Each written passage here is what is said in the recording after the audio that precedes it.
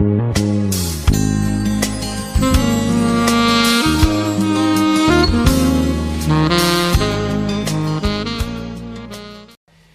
precisamente una joven pakistaní de 15 años ha sido tiroteada prácticamente hasta la muerte por los talibanes junto a dos compañeras de colegio, según ellos mismos han reconocido, por reivindicar su derecho a la educación. Hace 3 años esta joven puso en marcha un blog para denunciar las atrocidades cometidas por los integristas contra las mujeres.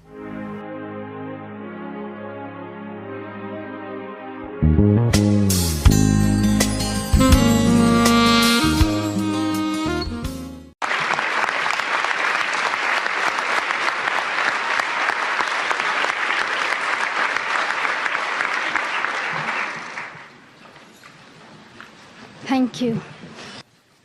Honorable UN Secretary General, Mr. Ban Ki-moon, respected President General Assembly, Vok Yaramich, Honorable UN Envoy for Global Education, Mr. Gordon Brown,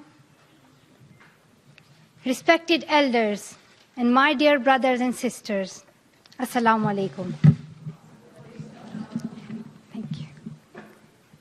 Today, it is an honor for me to be speaking again after a long time. Being here with such honorable people is a great moment in my life. And it's an honor for me that today I'm wearing a shawl of Benazir Bhutto Shaheed. I don't know where to begin my speech. I don't know what people would be expecting me to say. But first of all, thank you to God, for whom we all are equal. And thank you to every person who has prayed for my fast recovery and a new life. I cannot believe how much love people have shown me. I have received thousands of good wish cards and gifts from all over the world. Thank you to all of them. Thank you to the children whose innocent words encouraged me. Thank you to my elders whose prayers strengthened me. I would like to thank my nurses, doctors, and the staff of the hospitals in Pakistan, in the UK, in the UAE government, who have helped me to get better and recover my strength. I fully support Mr. Ban Ki-moon, the Secretary General, in his Global Education First initiative, and the work of the UN Special Envoy, Mr. Gordon Brown, and the respected President General Assembly, Vok Yaramich. I thank all of them for their leadership that they continue to give. They continue to inspire all of us to action. Dear brothers and sisters, do remember one thing. Malala Day is not my day.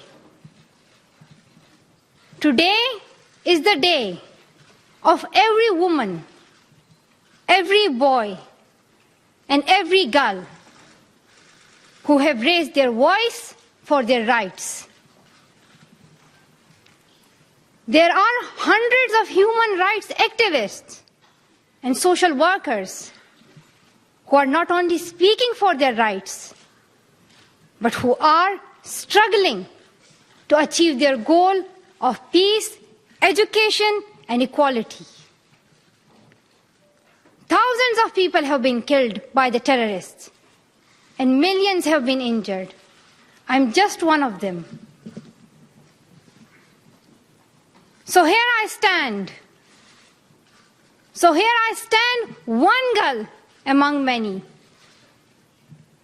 I speak not for myself, but for those without voice can be heard.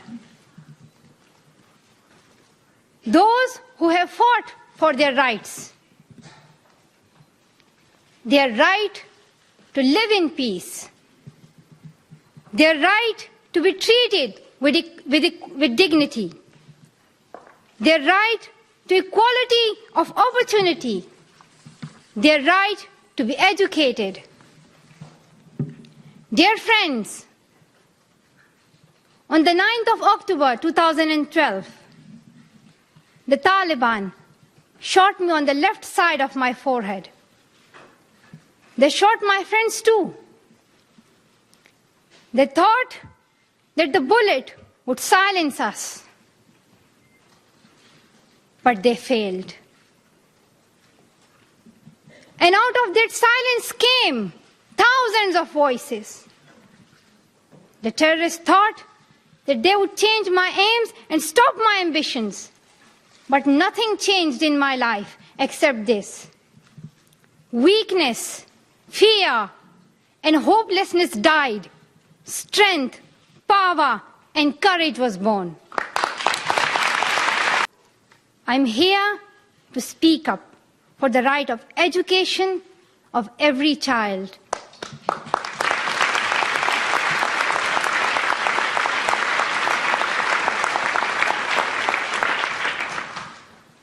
I want education for the sons and daughters of the Taliban and all the terrorists and extremists. I do not even hate the Talib who shot me. Even if there is a gun in my hand and he stands in front of me, I would not shoot him. This is the compassion that I have learned from Muhammad, the Prophet of Mercy, and Jesus Christ and Lord Buddha. This is the legacy of change that I have inherited from Martin Luther King, Nelson Mandela, and Muhammad Ali Jinnah. This is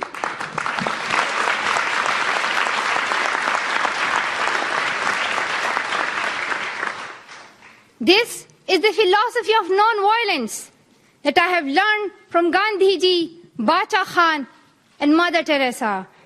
And this is the forgiveness that I have learned from my father and from my mother. And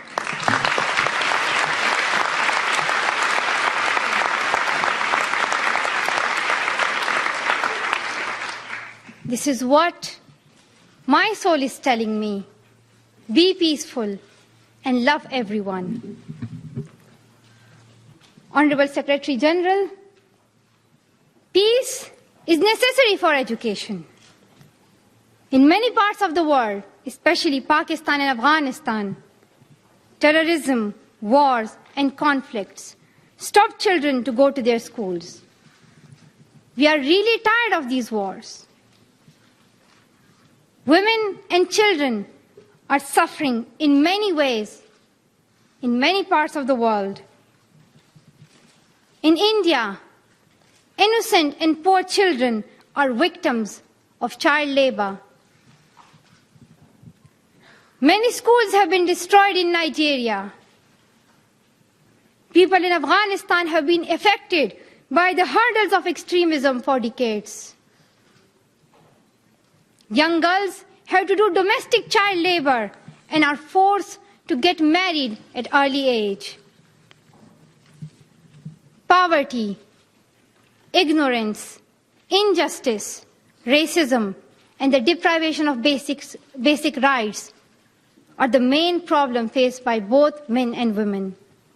Dear fellows, today I'm focusing on women's rights and girls' education because they are suffering the most. There was a time when women social activists asked men to stand up for their rights, but this time we will do it by ourselves.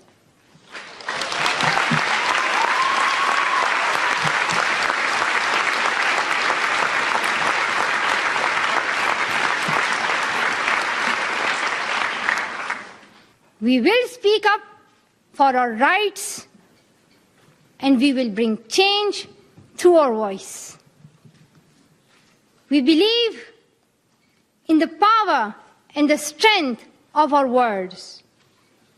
Our words can change the whole world because we are all together. united for the cause of education. And if we want to achieve our goal, then let us empower ourselves with the weapon of knowledge.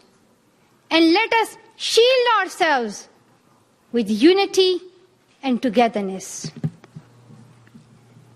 Dear brothers and sisters, we must not forget that millions of people are suffering from poverty, injustice, and ignorance.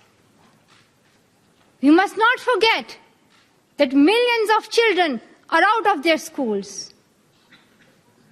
We must not forget that our sisters and brothers are waiting for a bright, peaceful future. So let us wage a global struggle against illiteracy, poverty, and terrorism. Let us pick up our books and our pens. They are our most powerful weapons.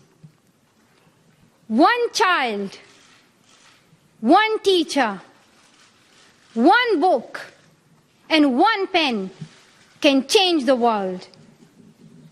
Education is the only solution. Education first. Thank you.